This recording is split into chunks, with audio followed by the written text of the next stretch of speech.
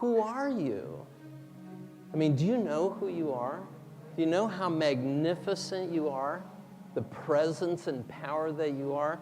I'm here for one reason, because I'm inspired by you. You know, there's two types of continuum. There's the boredom and excitement continuum.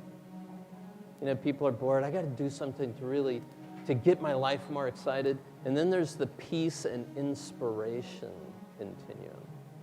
That's what this is about. Going inside. Wisdom, wealth is in you already. And it's a matter of bringing that out. That's what this is about. It's about that peace. It's about that inspiration that you are. That's why I'm here. I got to tell you what I do when I wake up, because I love seeing the pattern that has been running here. The one that I run for me is, I'm alive, alert, awake, joyous, and enthusiastic about this day. I fairly sizzle with zeal and enthusiasm and spring forth with a mighty faith to do the things that ought to be done by me right now.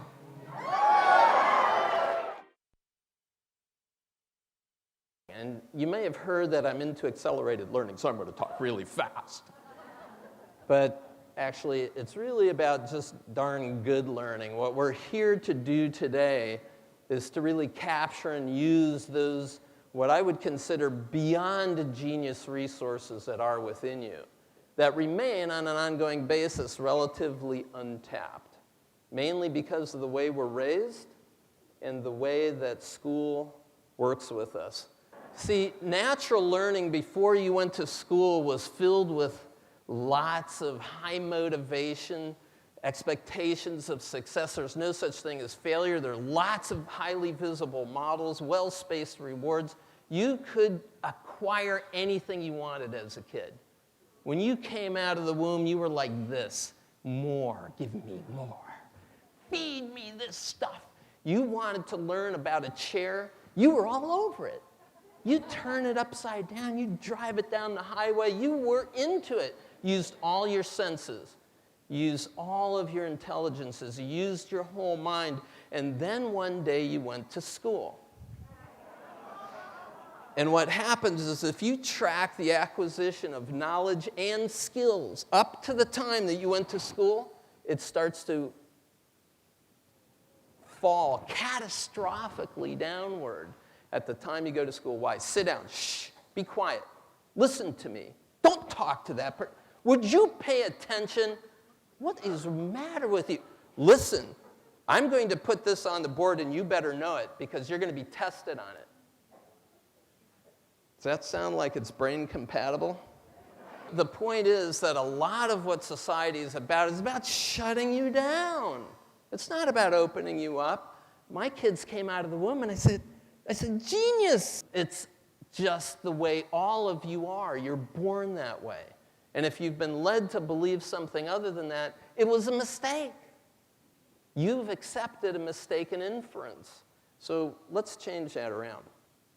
See, when we talk about real learning, we think about something other than what happened when you went to school. When you went to school, they said, here, learn this, math. Here, this is your lesson, go home and learn this. And we said, how? Nobody taught us how to learn it. The best teachers taught you how to learn the subject, so that when you were done with the subject, you had learned how to learn it. And this is what real learning should be about. It's learning how to learn. When you're learning how to learn, it doesn't matter when that class is over. You've learned how to learn math for all the rest of your life. You've learned how to learn history. You've learned how to learn art. How many of you honestly believe you're no good at math? Be honest, okay? How many of you think you're no good at art? Great. That's ridiculous. It's ridiculous because it's absolutely not true. But it's understandable that you have accepted that that's the case. Could it be different? Absolutely. If you had learned how to learn in any of those subjects, you would today be saying, I can learn anything that I set my mind upon. Now, what we're here doing today is the next logical level up, which is learning how to learn how to learn. Okay? See, now if you think of yourself as a teacher, if you think of yourself as an educator, that's what it's about. It's working at this level. Okay, how can I help this child learn how to learn this subject? Because once they have that, they're good for all the rest of their life. That's what this is about. It's learning how to learn to live at your full potential. We want to make sure that you're practicing the ultimate end result, connecting meaningfully with people, right? Because I heard something years ago that said, if you want wealth, said, seek ye first the kingdom of heaven and all things shall be added unto you. And somebody said, you know, if you look at the ancient Greek translation, there was no term for heaven as a place. It is a concept of expansion, infinite expansion. If you will first seek to expand yourself out into this world, everything will be taken care of, handled. I took that in and I said, you know what? I feel pretty comfortable behind my desk.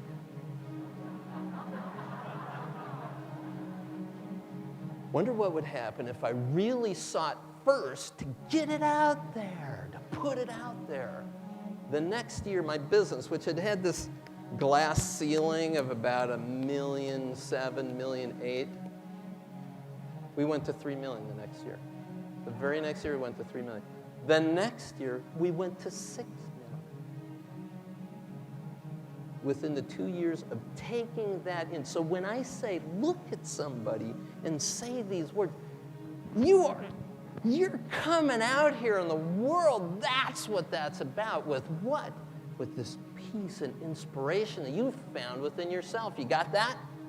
That's generous support. Okay, next thing, forget about writing down what I say. You're going to remember 11% of what I say. If you write notes to yourself, 40% of what you tell someone we were covering, we never even talked about. That's what the statistics show. So forget it.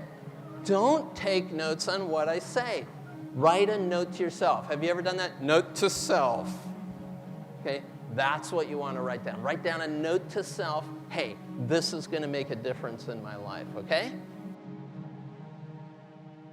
The next is some brain-body balancing. Can you do the Mr. Spock? Yeah? Can you do this one? Can you do it like this now? Switch it so that it goes to the 2 fingers in the middle. Back and forth. Is it supposed to be easy? No, it's not. It's not supposed to be easy. It's supposed to be different. Now notice the palsy you have in your other hand. Now, both hands together. Woohoo! Now do them opposite from one another. This is working your brain, okay? This is working new neurological pathways. Your mind is a self-maximizing memory storage system. It takes in information really, really quickly, and then it moves on. The problem is if we don't connect with that deeper part, the real accelerated learner, a lot of it can get lost. If you try to run these protocols with just your conscious mind, it's really not going to work. You got to involve your whole self. Okay, so we've got 2 components to this brain. The first component of the brain, would you please put this on? This is the reptilian complex. This is the oldest part of the brain. Now, when this part of the brain is under stress, what does it do?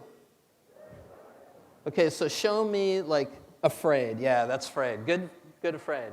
Okay, I want everybody to pull back like this. Pull back like this. This is a very unhappy reptilian brain. Okay, now when a reptile is super happy, what does it do?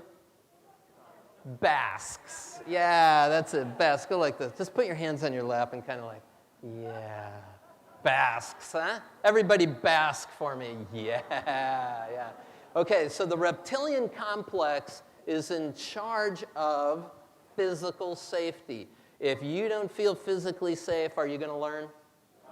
Absolutely not. Neither is anybody else that's around you. Okay, so what we need is we need a happy reptile. You got it? Okay, now the next part of the brain is our mammalian complex. Now, the mammalian complex is pretty easy to figure out. What does a mammal do when it's unhappy? Everybody. That's it. That's the mammalian complex that is very unhappy. This is in charge of emotional safety. Put your hands on her shoulders. When you're happy, you're connected to her. And what does a happy mammal do? Let me hear a purr. There we go. Excellent. So the ideal learning state is we have a happy reptile and a happy mammal. Excellent. Okay. This is called the old brain. This is every mammal in the world has an old brain, just like this. And so if you're going to plan to learn anything yourself, you have to create physical safety and emotional safety for yourself. And if you're going to teach anybody, you got to do the same for them. This is my right brain. Put this on, and you stand over here on the right side. Okay, and this is a Chinese thinking cap. Please put that on. This is which hemisphere? Okay, come on over here. Now you stand here. Come on over here. Now you put your right hand on his right shoulder. Why is the right brain or the left brain on the right shoulder? Because we're cross-laterally wired. That's why we do this kind of thing to balance those hemispheres. The right brain is crossed over there. Ooh, we have right brain dominance. His hand's on top. Okay. Yeah, there's the right brain dominance. There we go. Okay. So what we have here when we have a well-connected brain, and D.N. Perkins, the author of The Mind's Best Work, said the most creative people in the world have a beautiful communication between both hemispheres of the brain. They're not right-brained people. They're extremely analytical and extremely creative at the same time, and they can flip anytime they want. So if we have a happy reptile, happy mammal, then we have the left and right brains are talking with each other. So let's see it. Excellent. If I have an unhappy reptile and an unhappy mammal, then these two don't talk with each other. They kind of turn away. Exactly. Have you ever seen somebody really switched off when they're in an argument with you and they go off in some kind of tangent? It's going to be one of these two. Now, if it's right brain dominant, here's the interesting thing. If this person is right brain dominant, then what she's going to have a tendency to do if she's really unhappy, she's going to attack herself. She's going to feel bad, she's going to pout, she's going to cry, she's going to have all kinds of behaviors that denigrate who she is. Okay? If we have a left brain dominant person in this kind of situation, he's going to attack not inwardly but outwardly. So he's going to be enraged, and he's going to be angry, and he's going to yell, and he's going to show up late and on purpose. Right? So if you're getting those behaviors, hey, just realize what's going on. What do we need to do? Get that happy reptile, get him safe. Get him emotionally safe. Get these two communicating with each other by doing the cross crawl and the centering exercises. Excellent. Stay right there. What we have here is the conscious mind. And here we have the other than conscious mind. This is our wizard's hat, okay? Now, I want you to know something about your other than conscious mind. I'm not saying subconscious. and I'm not saying unconscious. Because what we know is that you have access to all of the resources of your brain. There is no unconscious part of you. You may have learned not to direct your attention there for good reason. You'd be too powerful. So we're not going to let you do that. We're going to make sure that we teach you at a conscious level only. Okay, this is the verbal left temporal lobe, 2% of the brain mass. The database of the conscious mind is outweighed by the database of the non-conscious mind. Are you ready for this? 10 billion to 1. 10 what? Billion. Okay, so you hook up. You can do arms, that's okay. Do arms like that. Yeah, now I can only talk, it seems, I can only talk with the verbal part, but as an educator, I know I'm really talking to the one in charge. She is 10 billion times larger than this guy. So do I really care about him? Yeah, a little bit, not all that much. So what I'm going to have you do is I'm just going to have you wander around here. She can't speak. She can only direct him. Do you get it? She can only point. How do we feel our non-conscious mind? Emotions, right? Intuitions, creative insight, right? Okay, when do we get it usually? In that twilight state between dream and sleep, you know, when we do meditation, when we do visualization, we're connecting directly to this other than conscious mind, this more than conscious mind. So you're going to take him for a tour. He can talk about it, but you can only, you know, you're the silent partner here. Okay, so we have a happy old brain. Bask for me. Bask for me, yeah. We've got the happy mammal purring. We've got the communicating left and right hemisphere, and my mind is wandering. What can I say?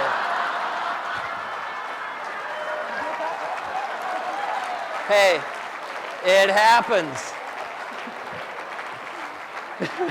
Perfect. Even the best teachers, you know, you look at the students and they're like, or did you ever go to a class where you trained yourself to track the teacher? And you were not anywhere in the room? These are my multiple intelligences. Okay, there's 8 of them that we've identified so far, maybe a couple more.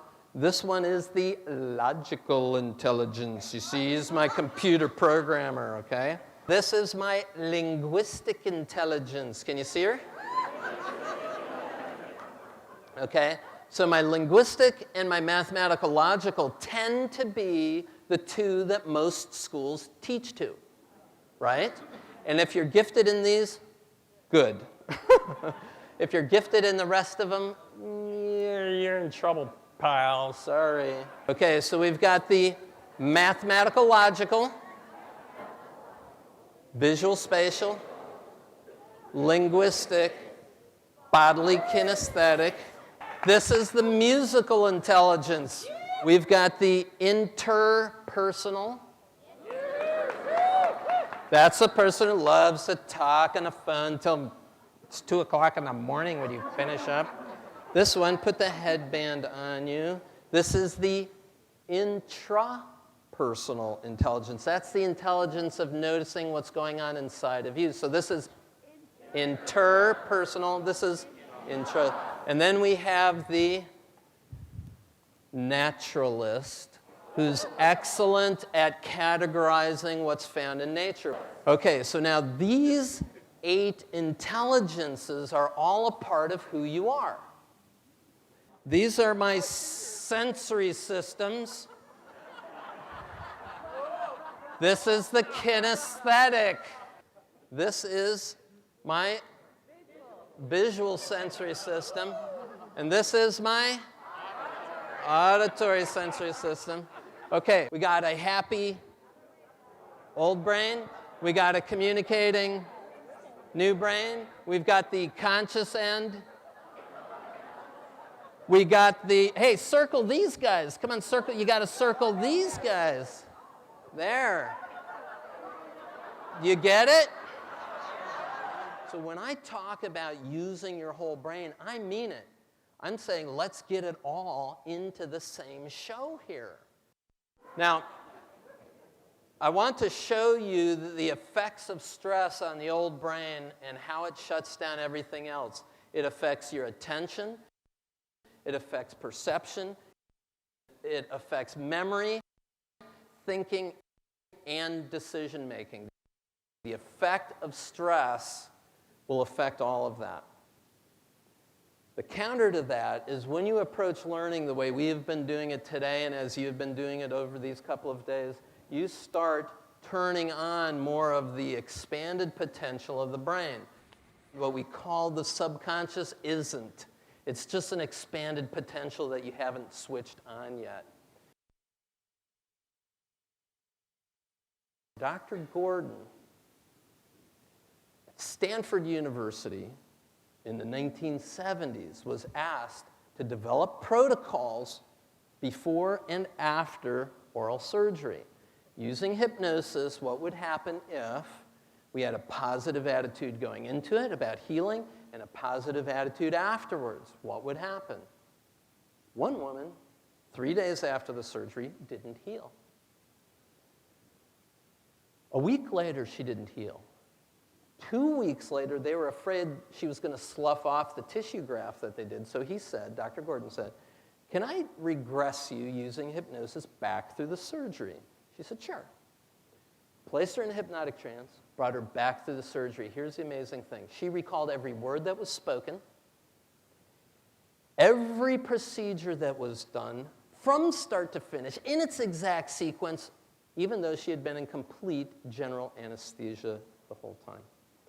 During this experience, she related a story that the anesthesiologist told. He said, "You know, strange thing. I had my German Shepherd in for surgery.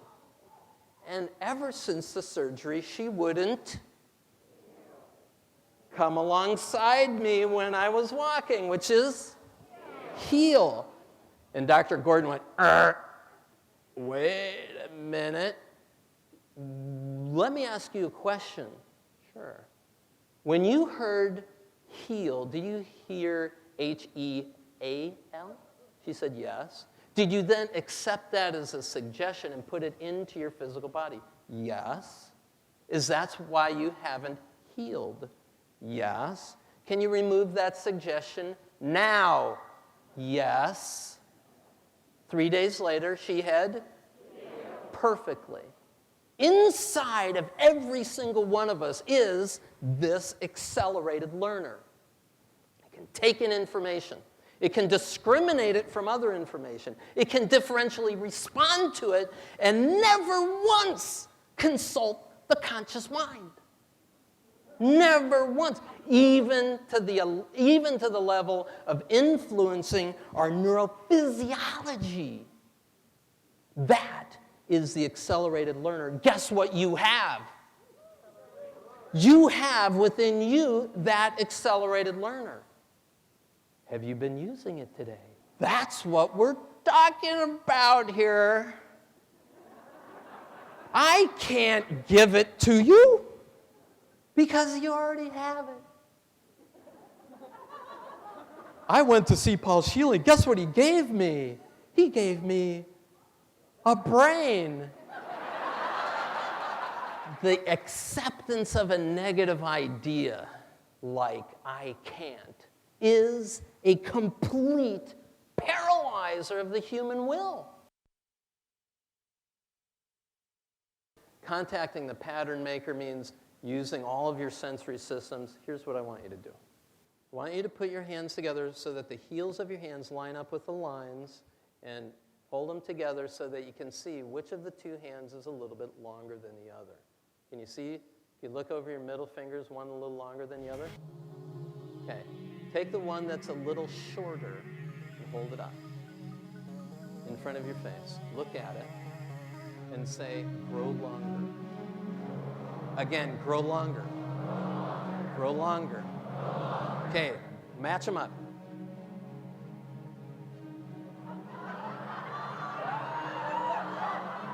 Okay. Look at it. Look at it again. Look at it again. Shorter. Shorter. Shorter. Match them up.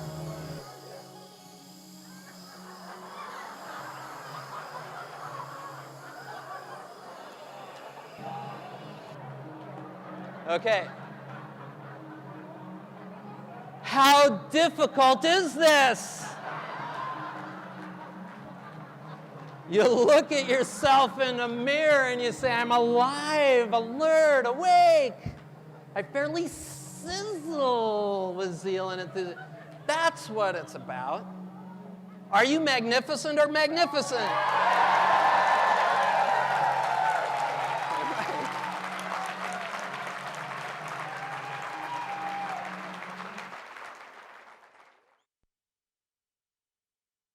Most of us in self-improvement are saying, I want to get away from my present situation and I want to go toward a future situation which is better than the one I'm in right now, right?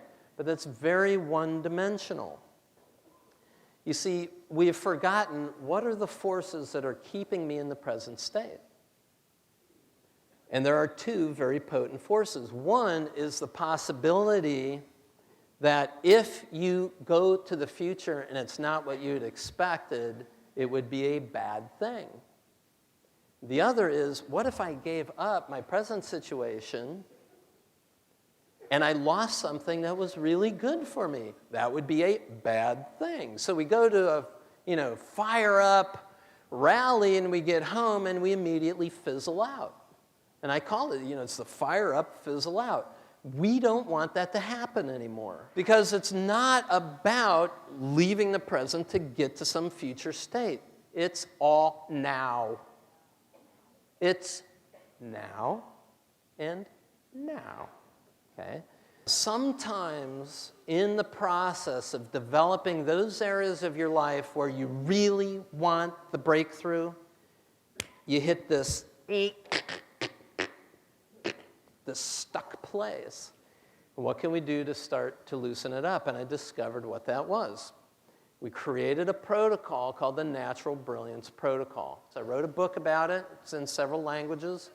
So it's a paraliminal process that brings up the stuck state and allows you to move beyond it. Because it's a very natural thing. We're constructed with extensor and flexor groups. Okay? Our neurophysiology, our physiology, extensor and flexor, it gives me the option of stopping anywhere along the line, right? I can move from here to here because of it. Or from there to there. But what I can do also is emotionally I can go from high to low or anywhere in between because I have a sympathetic and parasympathetic nervous system. We're all built on a biphasic musculature as well as nervous system. Overcoming your failure program. It's reclaiming your natural brilliance. The first step of the process is to loosen up what you've been busily clinging to. Here I am straddled between these two rocks, and I have to let go in order to get over there. You're not going to see a choice until you release. Okay? So how long does it take to release? One breath. Take a breath in. Let it go. You're there. That's it. That's as hard as it is. Now your sensory systems start to come back up. Remember the opening centering exercise? I said, imagine yourself connected to the heaven and the earth and feel all of your channels open up. That's it. Go into the world fully open, just like you did when you were a baby. There aren't any limits. Bring it on. Let's see it. More input. Let's have it. Give it to me. Now you're in a state where you can start to perceive it. And so the second step of this protocol is to notice some choices or options that are around you. Okay, the next step, I heard someone say it before, you got to do something with that, don't you? And do you have to do it perfectly the first time? Absolutely not. If it's important, you should be able to fail 49 times at it. But with the strategies that we've created here, you won't have to.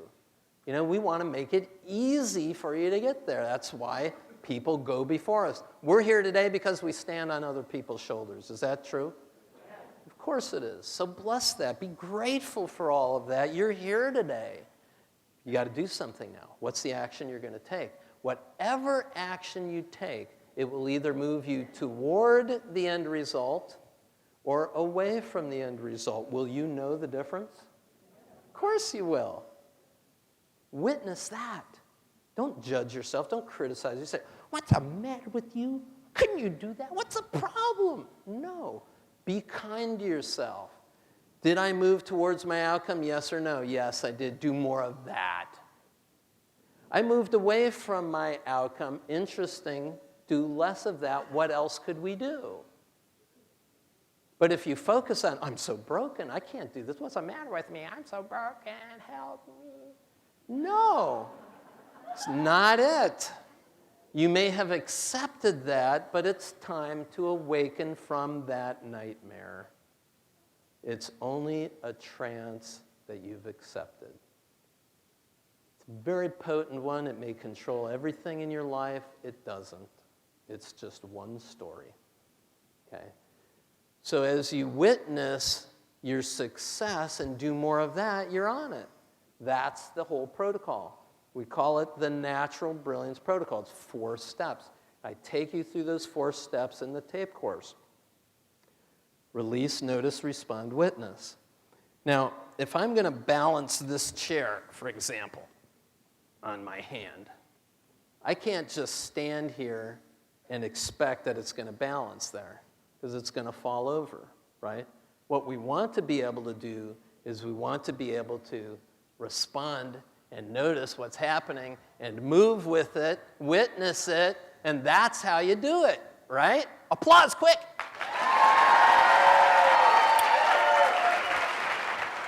No.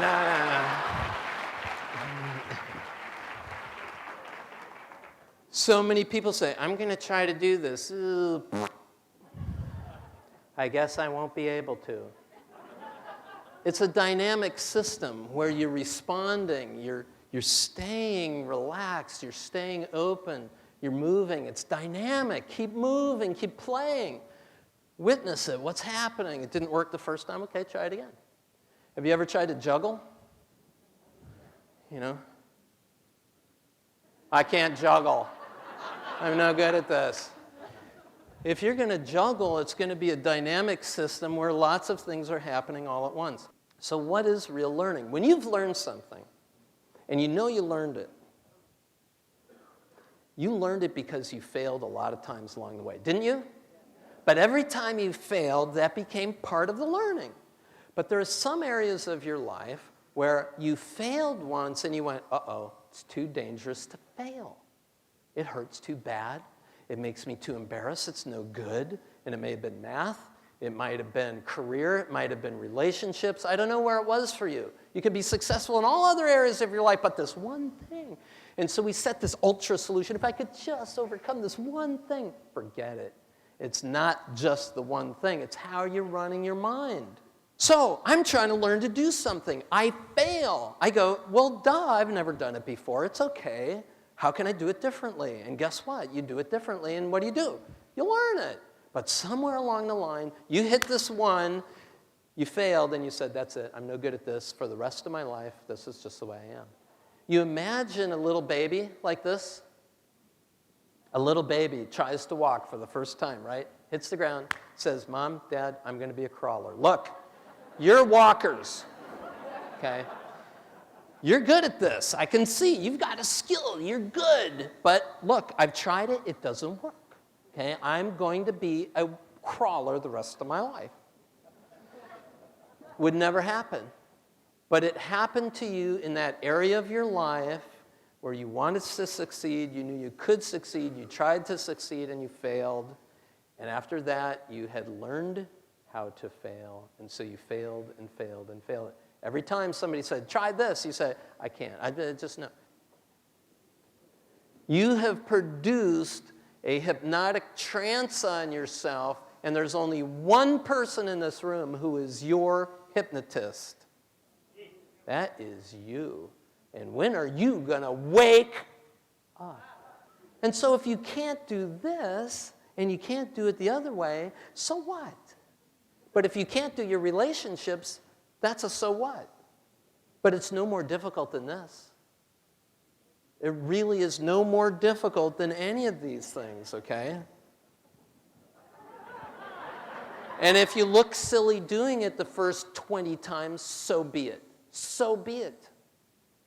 Listen to this. Statistics show that in order for a human adult to decide whether they can do something or not, they have to try it 50 times. Do you know how many times most adults will do something? If they get to 10, it's a miracle. Look at your own life. In that area of your life where you failed, how many times did you fail at it? Did you really fail at it and say, wow, another failure, how cool? Was it a failure? Was it really a failure? I say no, it wasn't. Now, let's take that to reading. How have you learned to read? Start at the first page. Read every word until the end. And I sure hope it's a good book. How bad is that? Well, I just spent 8 hours on it. It wasn't a good book. Oops, too late. I mean, you've done this. You said, okay, I'm going to read faster. I'm going to read faster now. So you get out that article and you read really fast. You get to the end of the page and you wonder what in the heck you just looked at. Don't you? So what do you do then? You read it again, only this time really slow. Shut off your whole brain. You're just going to get your left brain in there. Half the speed of normal reading. And you wonder why speed reading doesn't work. Yeah, it's because 95% of the time is not in getting the visual information off the page. Let's do that. Flip, flip, flip, flip, flip. But what we need to do now is we need to have another way of thinking. We need to have another way of using our whole brain and going through this text. That's all it is. The skills that you, not the skills, the components of neurophysiology that makes this possible are already within you. I'm not giving these to you. These are already within you. When we read analytically, we're using a dominant part of our brain. And when we use the whole brain, we're including the non-dominant functions of the brain. Does that make sense? So normally, when we learn to read, we stay with that dominant processing. But what we've done is we've given you a series of options across a broad range of processing speeds. Simple analytical reading is half the speed of normal reading, normal everyday reading that you do.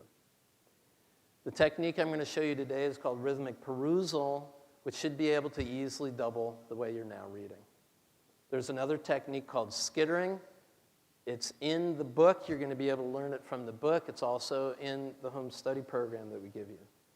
Super reading is even faster than that. Photo reading starts around 12,500 words, way faster than you can consciously perceive it.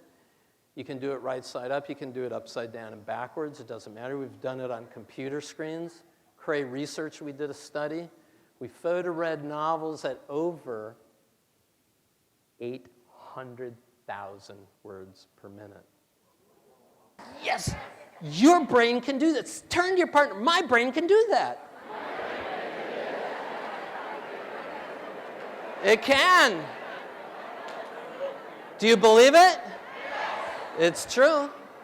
It's absolutely true. I got to tell you, this person came to one day of the photo reading course, and he said to his friend, you know what I want to be able to do? I want to take a book like this, and he grabbed a book off his shelf. I want to be able to go like this and say, you know, on page 49, there's a typo in the second paragraph. That's what I want to be able to do. His friend grabbed the book from him. He turned to page 49. Guess what was in the second paragraph? I am not kidding you. There was a typo in the second paragraph on page 49. You know what his friend said? Well, now that you can do that, what do you want to be able to do? As a parent, this has been really cool. My son came to me one day and said, or one night when he was doing his homework, he said, Dad, you know, I'm really having some trouble with this math homework. Could you help me? And I went, have you photo-read your math textbook recently? And he said, good idea. I think I'll go do that. Dodge that bullet.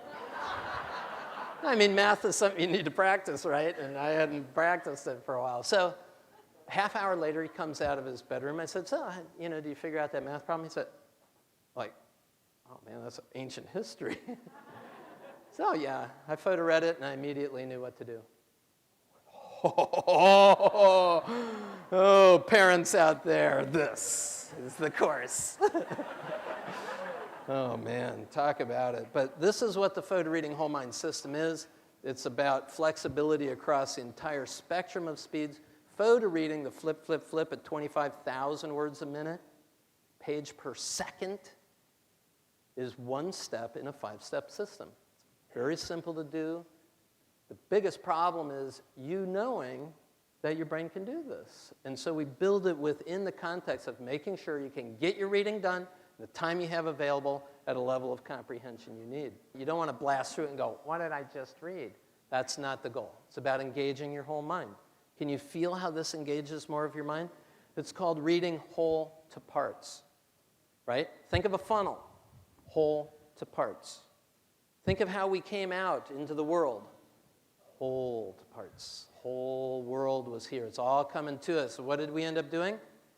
Turn the funnel wrong side up. Okay, I'm going to put one little bit of irrelevant information in your brain. Now pay attention. And we wonder why we're reading slowly and why we don't get our reading done in the time we have. It's no mystery. Got the funnel wrong side up, so open it up, right side up. Let's take in using our whole brain. Remember, 2 steps forward, 1 step back. Anytime you impose a new technique, your brain is more interested in doing the technique correctly than it is about noticing your experience. So until you can let go and just do it, your brain is thinking, am I doing this right? Am I doing it right?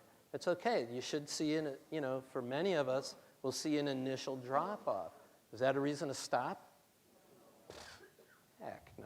Imagine taking the entire book and in 4 minutes mentally photographing the entire book, allowing the brain to do its work of engaging these patterns. Think of it this way.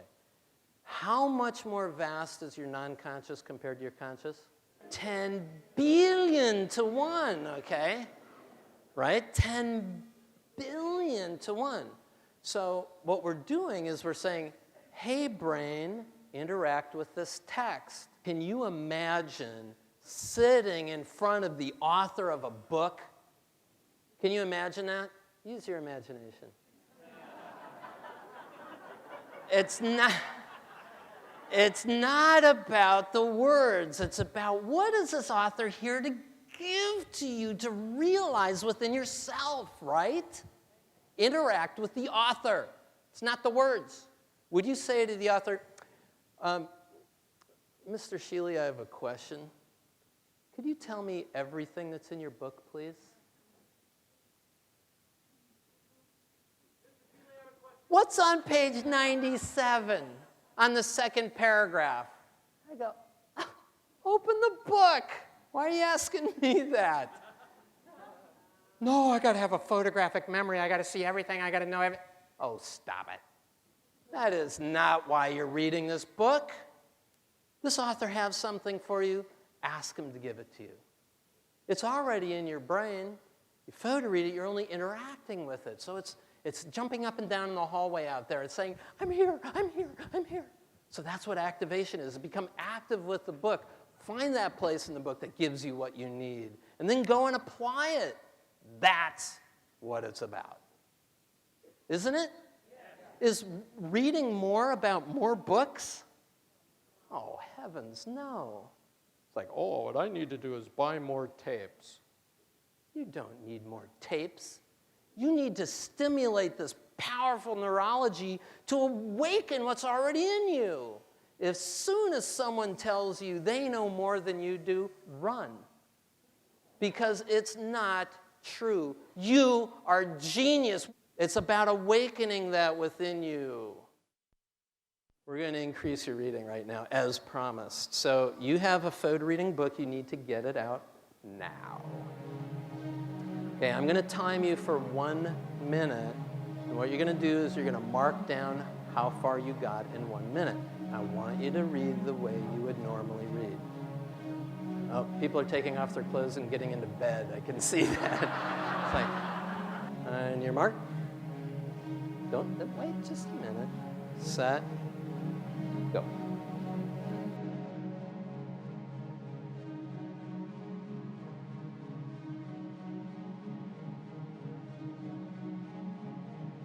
I want at least 50% increase, and ideally I want you to double, so 100% increase by the time we finish this. I'm going to take you through a series of short exercises, little 10-second reading scenarios. I'm going to show you 3 important techniques, and we're going to have your reading rate double, all right?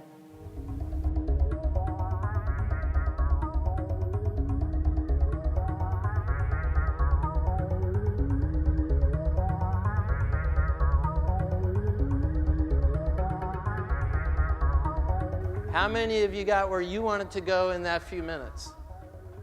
Awesome. I mean, it's so close. We're always so close to our power, but this stuff gets lost. It gets lost in the translation. It gets lost in the practice of it. It's over.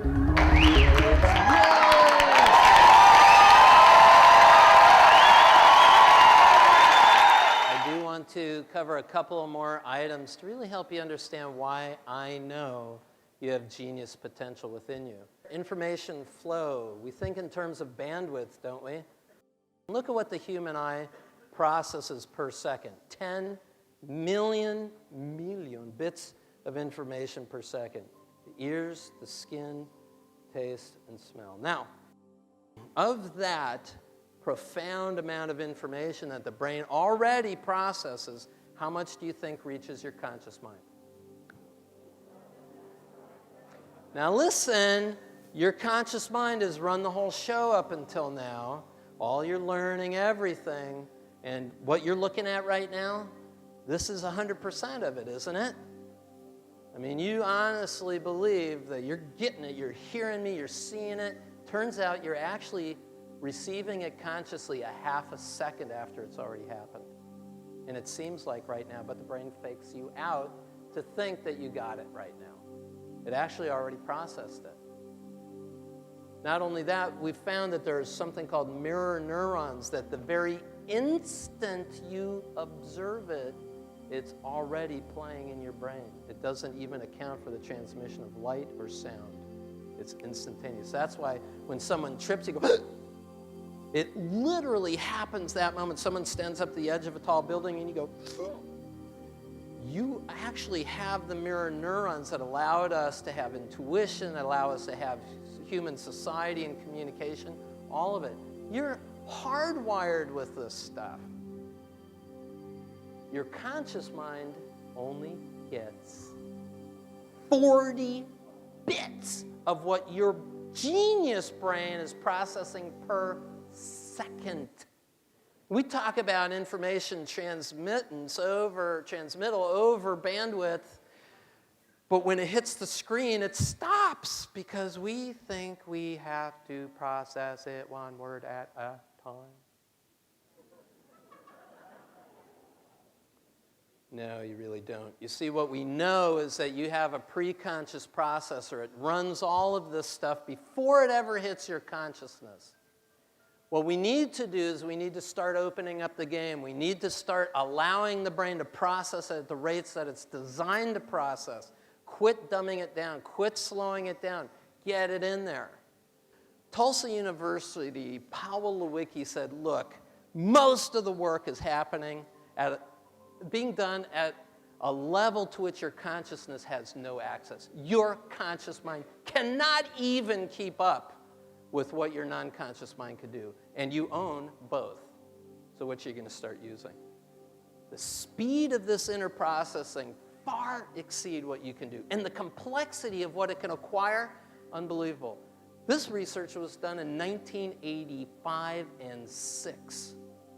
Okay? Still no one that we know of is promoting this idea like Learning Strategies is. Nobody. You've got the ability to learn how to learn at any speed you want to go.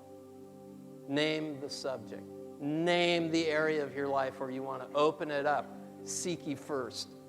Open it up. Go on out there in the world. You have a problem to solve. The world is looking for a model. The world is waiting for you to say, look at this problem and say, genius brain, go to work on this. What can you find in here that's going to make a difference? Where I can contribute to this world and as a result, get what? Get the reward for it. Why do you get paid for anything you do? Because of the service you create. That's what it's about. So if you've accepted negative beliefs about yourself as a learner, forget it. It's all wrong. It's not true at all. What you have inside of you is magnificent. If you have gone to school in math or art and you have failed to learn something, most likely what you did is you learned to fail at it. That's all. You've learned how to learn to fail. It doesn't mean you're a failure. All it means is that the teaching methodologies were brain incompatible. Think about it. Bell's theorem says there's a curve, right? 20% are going to be they get it. 20% are going to be, they're never going to get it. 60% where most of us fall, okay? But what is Bell's theorem? It's a random distribution of events. What does that mean? One teaching style, 30 students. One teaching style, 30 students, random distribution of events. 30 teaching styles, 30 students, and where does everybody go? Why? And why is it that the teacher of the year gets fired the next year? Have you ever checked this out? Teacher of the year almost always, oh man, everybody loves him. Let's go look at what the teacher of the year is doing. They look and they say, this isn't the curriculum. You can't have everybody get A's. That's not possible. Right? Let me look at your curriculum. Wait a minute. You're out of here. It's unfortunate. But Paul C. Light, in studying from the Brookfield Institute, in studying what's happening, Brookings Institute, what's happening in innovation and education, guess what they find out? There is a catastrophic failure of innovations because it's all on the shoulders of one or two people, and they have to be the champions, and they're carrying it forward. They need more champions. Guess who you are? You have to encourage this reclaiming of our natural brilliance, our natural capabilities. Realize the truth of who you are so that when you gain a new strategy, you actually reinforce success. And what do you have to do? What? Yes, you have to stretch out of your comfort zone. You don't have the neurological pattern to accomplish that goal that you've decided you want to accomplish. So what? Get the pattern. Bring it on. Figure it out. Play with it. 2 steps forward, 1 step back. That's what's called natural brilliance. Okay? You have an accelerated learner in you. You have a genius power within you. If you've shut that down for the power of hypnosis, fine. That is not a life sentence. It's over. And you know when it can be over? Who would you be without your story about what you can't do? Who would you be today if you didn't keep hypnotizing yourself of what you cannot do?